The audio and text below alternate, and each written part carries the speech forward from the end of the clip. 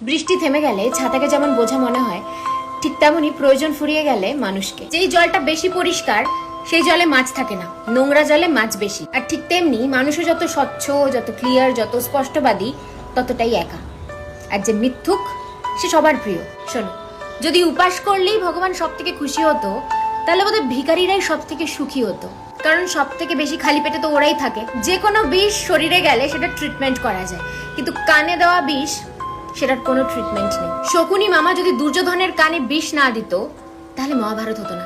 আর যদি কুজি মন্থরা কৈকেয়ীর কান না ভরতো, তাহলে শ্রী রামচন্দ্রকে 14 বছরের বনবাসেও যেতে হতো না। ইন্টারেস্টিং না? একটা জলের ফোঁটা যদি কাদায় পড়ে সেটা কাদা হয়ে যায়, আর সেই জলের ফোঁটাটাই যদি গঙ্গা জলের মধ্যে পড়ে তাহলে সেটা গঙ্গা জল। জলটা তো একই, বাট পরিবেশটা ইম্পর্টেন্ট, যে তুমি কখন কার সাথে মিশছো। দেখতে তো দুজনেই কালো, কিন্তু আওয়াজ বের করলে বোঝা যায় যে কে কাক আর কে কোয়েল। ঠিক সেরকমই মানুষের সব